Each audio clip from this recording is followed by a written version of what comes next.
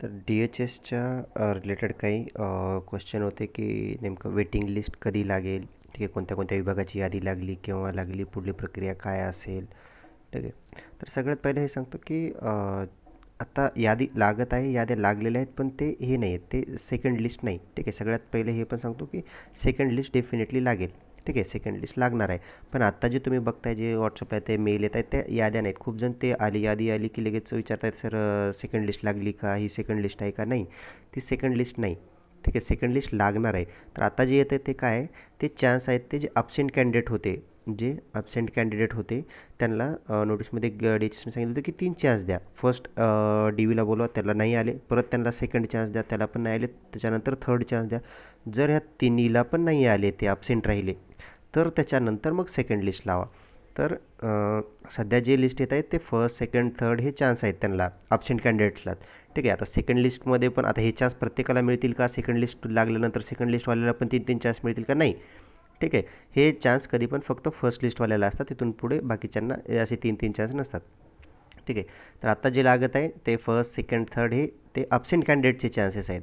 तर आता हे झाले ऑलमोस्ट सर्व डिव्हिजनचे होतील आता, ठीक आहे. काही डिव्हिजनचे लेटर्स आपल्याला आले, काही ज्याला काही बघितले, काही आणखीन याचे बाकी असतील, ठीक आहे.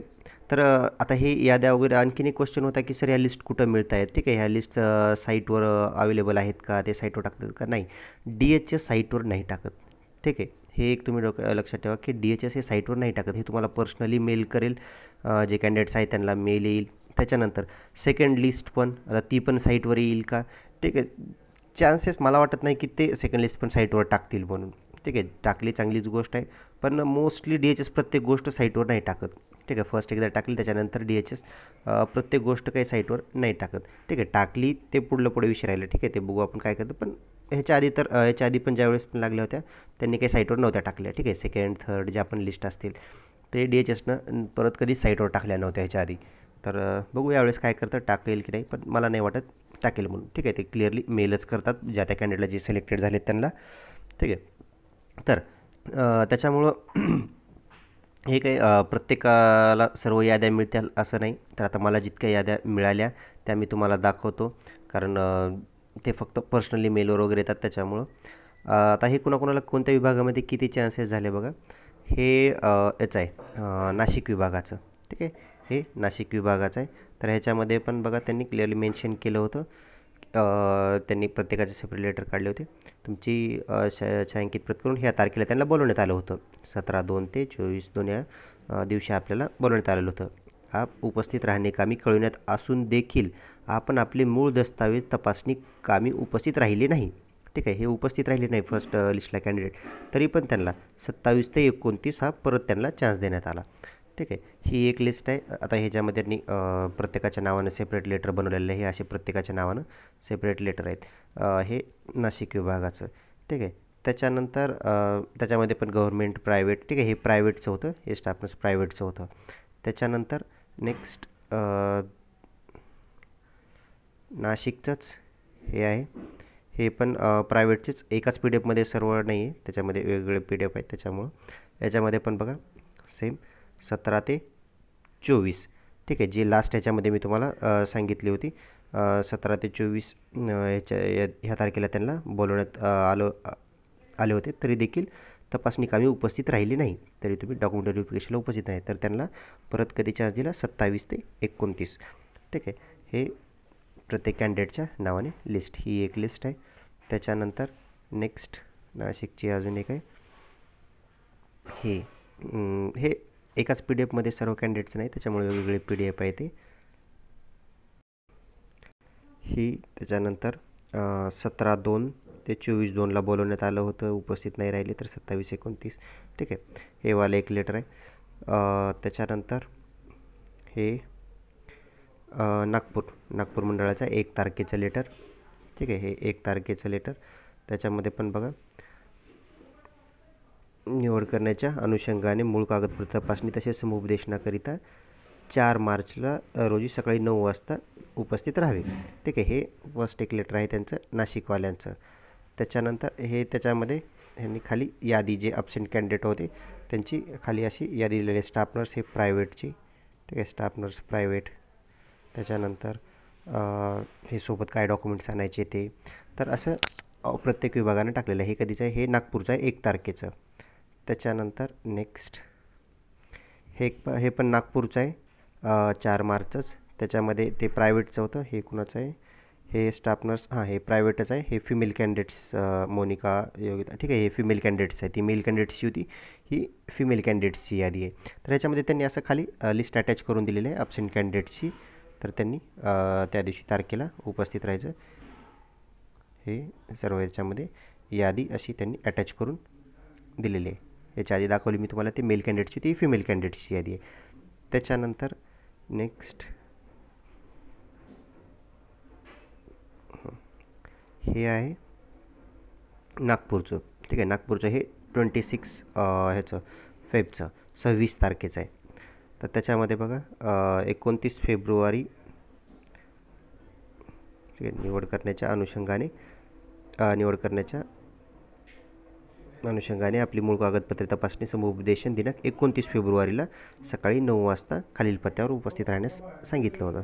हे खालचा पत्ता, ठीक आहे. तर त्याच्यामध्ये पण हे त्यांनी पण यादी तशी अटॅच करून दिली. स्टाफ नर्स गव्हर्मेंट, ठीक आहे. ह्यांनी हे स्टाफ नर्स गव्हर्मेंट, हे त्यांची यादी,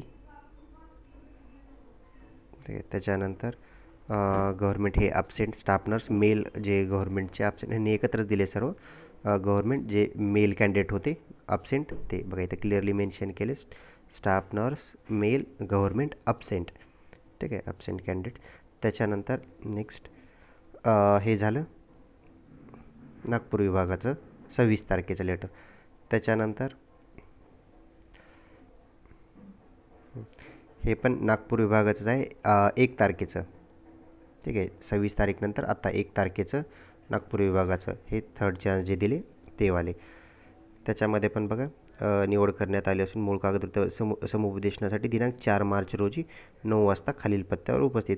यांनी काही त्याच्यामध्ये बाकीच्यांनी जसं डिव्हिजनने मेन्शन केलं की ह्या तारखेला बोलवलं होतं, तुम्ही त्या तारखेला आले नाही, त्याच्यामुळं परत तसं यांनी नागपूरवाल्यांनी मेन्शन केलं नाही. त्यांनी नागपूरवाल्यांनी फक्त तारखा मेन्शन केल्यात, ठीक आहे. आता नेक्स्ट तारीख आहे 4 मार्च 9 वाजता.